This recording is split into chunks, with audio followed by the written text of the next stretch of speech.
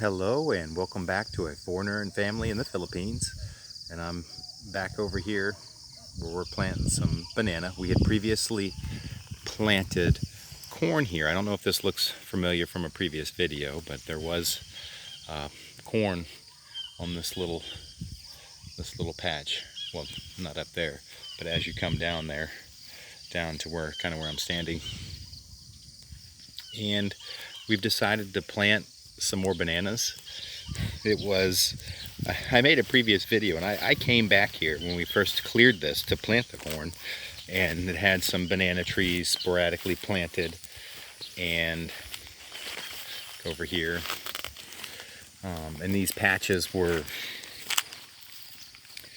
in in various places, and just didn't seem to be like planted in symmetry. And there are a couple places where it got messed up because there were some lines, but I decided to go with 3x3 spacing. So we've then gone through and planted more banana here.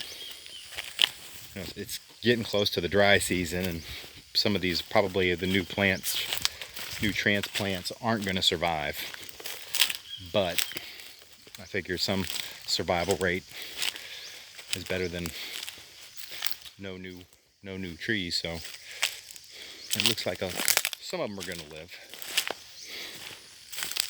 This is a good spot for it back here because there's surrounding trees, so they get some shade. And I'm walking back here just to show. Looks like a group of Saba, although I'm trying not to plant Saba. I'm trying to stick to the Lacatan. And I just wanted to plant something that was going to generate some kind of income. And the bananas are good income if you can get to them before the banana bandits do. And so this is a great little patch back here. So we've got a lot of new ones coming. Probably increased my number of banana plants by, I would say at least tenfold.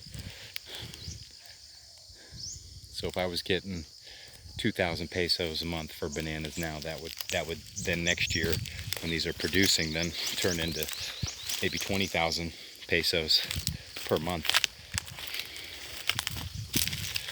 And I don't know, that's actually significantly less, a fraction of what I used to make here. So it's definitely, we're not going to get rich off of it, but it's nice to know that there'll be some kind of income. Although everyone around here is planting bananas now, so I have a feeling I've seen it happen when I was doing my research on the Philippines before moving here, where something would become very popular, or the price would be high, of course, and then so the demand was high and the price was high, and then everyone would plant it, and then the supply would be high, and then the price would go really low. There's some banana. Those aren't mine. Those are the neighbors, and so they're planting banana too. And even around here, a lot of folks are planting banana. But I needed something that would generate some income, and we're working on the house and stuff, so something that didn't require a lot of care.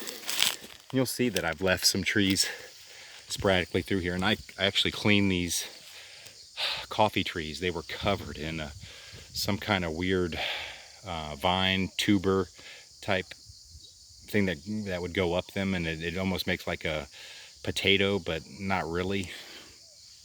But it's like a vine, but thick, and the ants loved it. It was like it was some sort of symbiotic relationship for the ants, because it produced, or maybe it was just food for the ants, I don't know, because it produced some kind of like sweet potato deal going up them, but it was just killing the trees.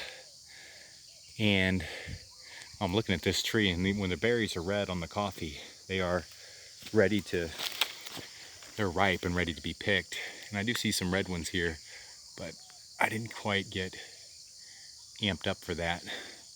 I was just trying to save them because they were on the verge of death. And there were those were the main ones. And the other thing that's real bad for them are these orchids. These wild orchids are crazy on them, and they were just covered in those too. So it took a lot of work getting over here and getting those cleaned up trying to save them. And even up at the top there, I didn't get that area. I need to get a ladder back here, and then I see the orchid vines, and then the whatever that staghorn thing is, but it also does the fuzzy potato vine thing, which attaches to the tree, and the ants seem to like. So, and now that I've taken that off on the base, there's still oh yeah, this one I can actually see a ton of ants on. But I feel like it's reducing the ant population, so we'll see. So we've got these bananas back here. Prices are probably going to go down, but at least it'll be some kind of income for us, which is good. And now that I've saved these coffee trees, they're already, like I came back and did a little pruning on them, on some of them. But that is actually the worst one right there, and I couldn't even get it. The others look really good. That was the worst one, and it's ridiculously covered. It's huge for a coffee tree, and it is just covered back there.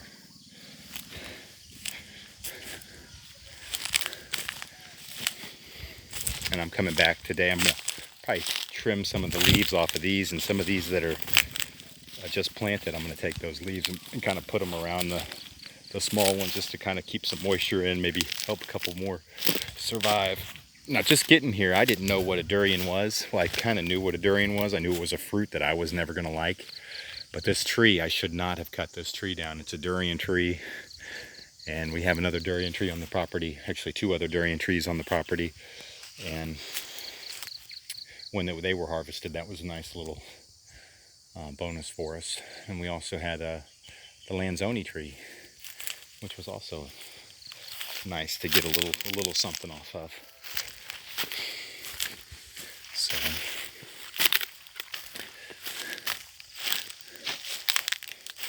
these bananas, I'm just kind of taking a look over here. Well, we did the 3x3 spacing because it's just bananas. We're not doing any sort of intercrop with these. I do plan on doing up on that hill there, intercropping banana and cacao. I've always been, I'm a chocolate lover. And I love the idea of actually growing cacao, and just to diversify a little bit, because I believe that the banana prices are going to go down the tubes the way I've been seeing folks plant them, and they grow like weeds here, so folks are planting them. I did a lot of hands-on work on this planting, but I had my father-in-law and some workers nearby do some of this, and looks like we probably could have got a couple more down there. I think we're out of seedlings now, but I can buy tissue cultures. But again, I don't necessarily want to go out and do that because it is the dry season. I discovered this mango tree. I don't know if that's gonna, it looks like it's gonna actually it is, I know it's gonna rebound. I cleared it, like it was just covered in vines. It's got a rotten branch there. It's got some other rotten portions, but it was on the verge of death.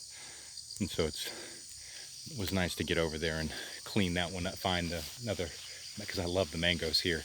And back in the US, I wouldn't touch a mango. I think I tried one, like, nothing special there, but I've had a couple times where I'm standing under a tree and I'm just got some sort of mango madness going on, and I'm just sucking them down, and they got mango juice all over my face, and just, they're tasty. I'm looking forward to mangoes again, actually. This was something else with the guys, when we've had to implement a thing where when we do anything, because we used a lot of bamboo for the fence, this is one bamboo patch that we utilize for some fencing, is when we use bamboo, you don't leave a mess of bamboo. It's a pain. If you're going through there trying to do anything to weed on it, it's poking you, it's sticking you. It is, which isn't bad. It's just it's firm, and it like messes with, like if this one's leaning up against the rubber, it can be a pain in the bottom. So we gotta make sure whenever we utilize a bamboo patch to go ahead and clean it up. Should have put this in a pile, either put it in a pile for to break down, or go ahead and burn it. Not a big deal. But we can't leave it out like this. Oh, and it also acts as it's a nasty mess because you can't even find it then, because it acts as a trellis for vine weeds, and so it's covered up and you're dealing with that. So that's an issue.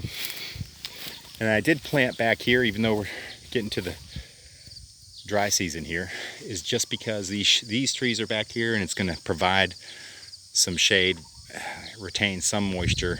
And they're down low here on the slope, down here by the creek, so there is some moisture here.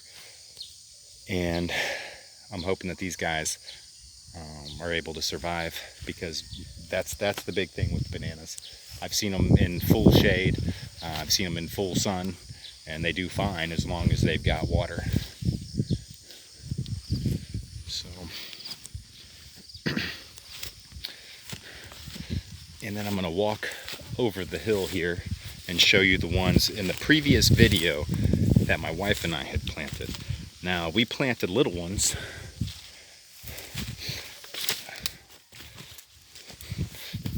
and I think they survive better the smaller they are, because we had a pretty high success ratio. Now, they're still small, but they're alive.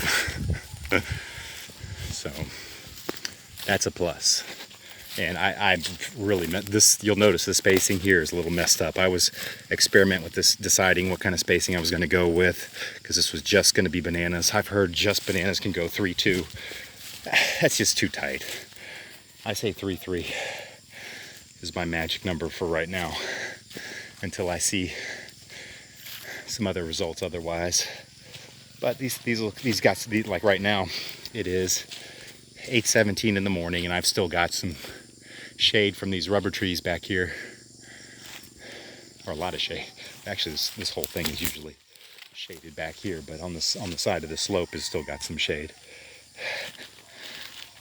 And I did mess up, and even on the 3-2, like I got messed up on the rows because there were some banana. And when you're trying to track off of your line and you've got some other banana patches, I think I even got off on the line a little bit, so it's like there's an extra row, and then it's missing a couple somewhere. So, but these are surviving, so these are great. This is great. I could go through and trim some of those dead leaves off, but they're looking good actually, nice and healthy. In fact, I think there were only 2 that didn't make it.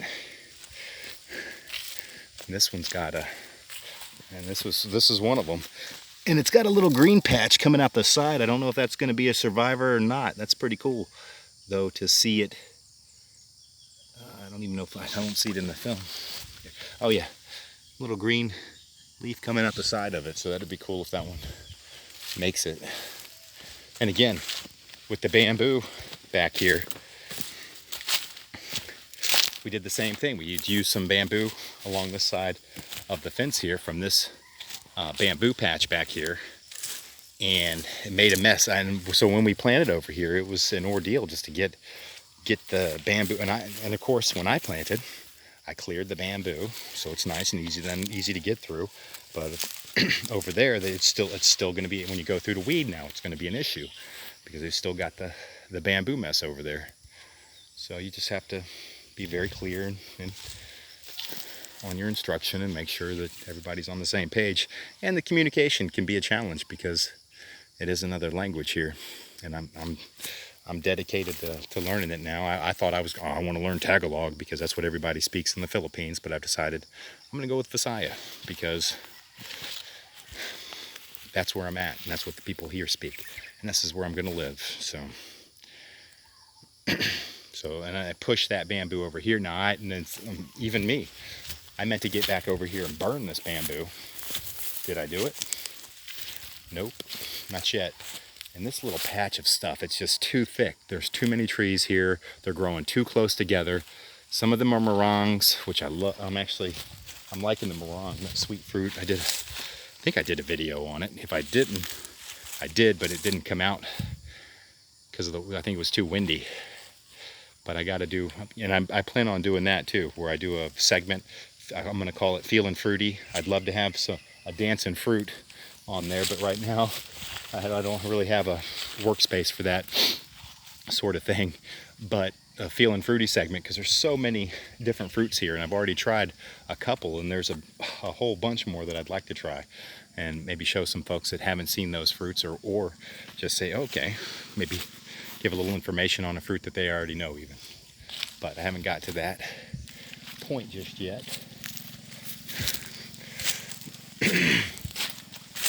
So this is the bananas that we and this is just a tiny little section. I wish we'd have kept going, because these guys are looking all right. They've got some nice green leaves and they're looking healthy. We got some survivors here. Even the dud over here rebounding. Got a couple little duds, but yeah, for the most part, little dud there, but it's gonna make it. I mean, and these bananas, I've seen them, like I thought they needed more sun, but I've seen them in here and yeah, full shade, and they seem to produce even a longer bunch of fruits.